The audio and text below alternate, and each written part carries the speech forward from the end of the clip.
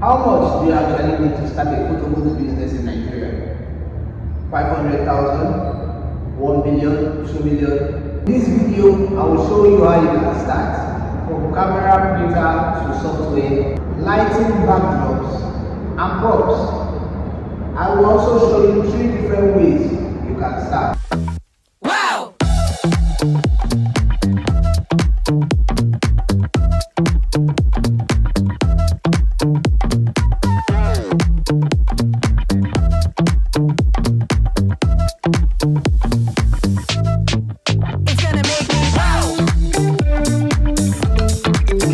So, what is a photo booth business? A photo booth business is basically event entertainment and photography service where guests can take pictures or short videos, usually where they can share or print. Now you may ask, who are the target audience that patronize a photo booth business? Now let's look at it this way: the wedding industries, the people do that. When I say wedding industry, that means people doing wedding, birthdays, people marking 40, 50, 60 and the rest, graduation, that's school party, Owambe party, we have more activation, we have a lot. We have festivals and a lot that you can grace your occasion with a photo booth, giving your guests a memorable experience. It's a good thing to have in your event. Also, let's not forget end of the year parties. Good memory to book a photo booth for your end of the year party. Let's note that there are different types of photo booths which affects the startup cost of a photo booth business. So starting out a photo booth business, I'm going to break it down into 3 levels. Into level 1, level 2, and level 3. Level 1 is a budget digital photo booth. This is for someone who wants to start as cheaply as possible. For level 2, we go professional photo booth, which is better equipment, professional lighting, printing, and presentation. For level 3, we have premium photo booth, which is professional camera, better branding, multiple backdrops, and a more complete event experience. Now, if you ask me, out of level 1, level 2, level 3, which one should you go to? It boils down to your pockets. Yes, your pockets. It boils down to what you can afford and how you want your presentation to come. Now, let's talk about camera. You don't necessarily need a $1 million camera to start. You can have an iPad or a tablet to start, or a smartphone, or you have an entry-level DSLR or mirrorless camera. Then you can have a professional DSLR or mirrorless camera. It boils down to which fits your budget. But if you already have any one of these, it's an added advantage. For a serious professional setup, I would position the camera plus lens as one of the major investments for setting up a photo booth business. Don't forget, the device actually controls the photo booth software. Now, if you are starting with a digital photo booth, your tablet will be one of your major expenses. But if you already own an iPad or a computer, then you've removed a significant part of your startup cost. Understand that the software actually controls a whole lot, from taking pictures to the boomerang, custom branding, sharing, controlling your camera. The software makes things easy for you. So that's why getting a good tablet does the work well for you. Now we have a whole lot of softwares that can work with your photo booth that you can install that works with your photo booth and make life easy for you, depending on the functionality and everything. Now I'll be listing, let's say 8. I'll be listing 8, so you can try anyone. Now we have Snappic, we have TouchPix, we have photo, we have digital control So we have DSLR booths, we have Luma booths, we have Simple booths, we have Spark booths, we have Photomaster. How many are I listed? You know, there are a whole lot. All these booths, most of them are based on subscription. Most of them are based on subscription, so it is what it is. Don't make the mistake of buying the hardware and forgetting the software, because it's the software that actually converts your tablet, printer, and a whole lot into a photo booth.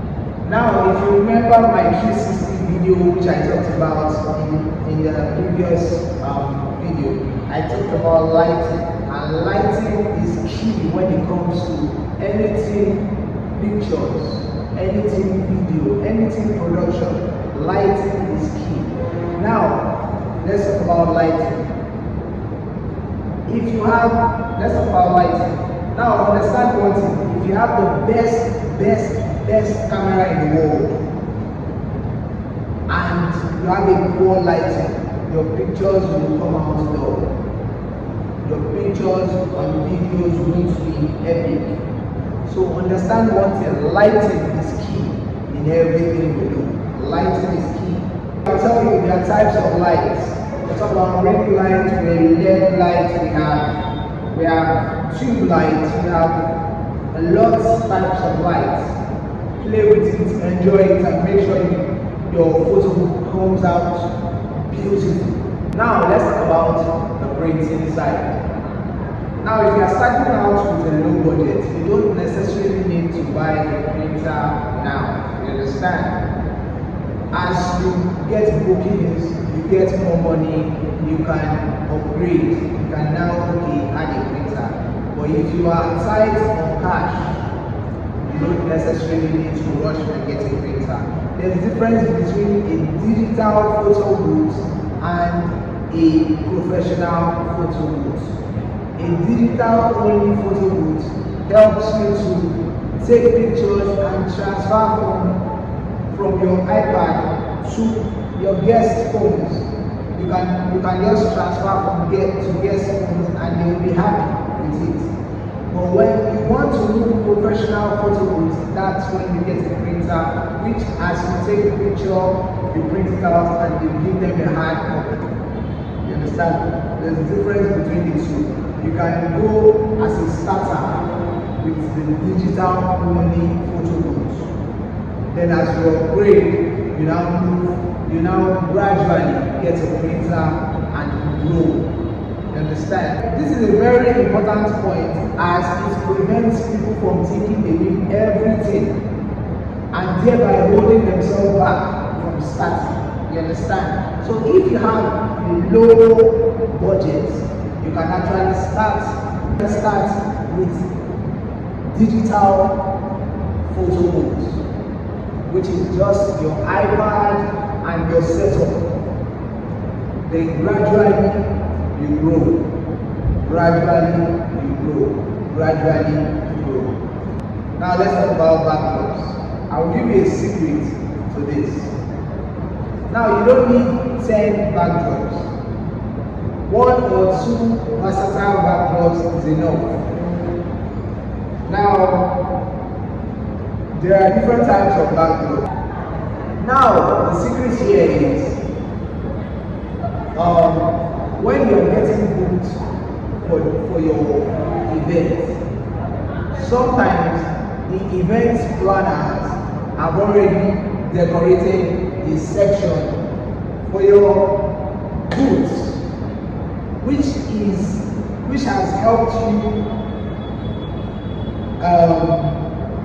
have a beautiful backdrop set. Sometimes they set it alongside the red carpet or another section from the red carpet just to avoid clashing, where people are taking pictures and you set up yours. You understand? So sometimes it can be a different section from there, just close range, or depends on where the organizer sees you be best suited. You understand? But backdrops is awesome. And if you are being booked for a corporate event, for example now, then the backdrop can be discussed with who books you. Okay, should I get it printed? Should I get this? Should I get that? Then you now converse with the event planner to know how best you can, organize it.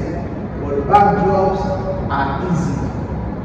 Don't go all out when you're just starting to start getting multiple backdrops. No. 1, 2 versatile is okay. So I will talk about power and backup. Note this very well. When you're going for any event, always make sure you have a plan B. Now always carry maybe double cables, double extensions, you never can tell. I've gone for an event where we laid a cable, and before we knew it, some guests stepped on it, and before you know it breached and it got burnt. I had to get another cable straight away and replace it quickly. I didn't let my guest and organizer didn't know what happened. I just quickly fixed it. So if you don't have a plan B, you might have issues there. So always have a plan B. And now, sometimes when you go for an event like that, you connect to the light from the event. You understand? Because yours is not consuming power that much. But always have a plan. You understand? Always have a plan. That's why I say when you start with what you have, and as you grow, you know the things you can get. CPU is one of them. Make sure you get a good power station. Make sure you have a good power station. Sometimes I still wish to get booked in a beach. Yes, I still need to get booked in a beach where there's no light, there's no anything, just have fun. That's where your power station comes in play. You'll be able to on it and it's going. You understand? And when you know you have that one, when they know you have that option, your bookings become rest assured. You know you can deliver anytime, any day with no stress. That's a good thing. Always plan for power. Now, this is one cost beginners actually forget. Transportation. Always plan your transportation strategy. Understand? And don't forget, you need to move a whole lot. From your boots to your camera, your printer, your stand, your props, your lights, your power equipment, you need to move a whole lot. So always plan what your transportation strategy will be like. Now we've talked a lot about the photo booth business. Now we can talk about marketing. You can have all the equipment, but if no one knows what you're doing, no one knows what you're doing. So what you need to do, marketing, let people know. Get a logo, get your Instagram page set up, your social media page set up, go out, do marketing, do printers, do flyers, share to people, let them know that yes, you do photo booth business, and that's how people start going. Gradually you gain attractions, and that's how it comes to real. You understand? The entertainment industry is a whole lot and can accommodate everyone. Now you will say I've been talking about starting, how to start, equipment to buy, what to do. Now, how much should you charge? How much should you charge your customers? I'll tell you for free. It depends on what you are. As I said earlier, it depends on what you are supplying, what you are giving, your setup. You understand? Your setup determines how much you charge. You understand? You can't go and be comparing your price with someone else when you don't know what that person delivers. You understand? If you are having a minimum budget, a simple setup, you can't compare it with someone that has been in the game. You understand? So now, how much should you charge for your photo booth service? I will give you a range. Now, for starters, according to my research, you can get between 150 to 250. That is for the starters, depending on how your packaging is like. You can still work your way up to getting booked at 1 million, 2 million. It depends on what you are giving. How is your setup like? Is your setup well sophisticated? Is it a simple setup? Is it very glamorous? You understand? It boils down to what you are delivering. You understand? So it is what it is. You can get booked at 150, you can get booked at 200, you can get booked at 400,000 naira, you can get booked at 700,000 naira. It boils down to what you are giving. You understand? Now in the photo book market, let's do some calculation on ground. In the photo book market, let's do some calculations. Now, if someone invests 1 million, for example, someone invests 1 million and you are charging 250 per event, okay? So do you mean that after 4 events, you get your return on investment?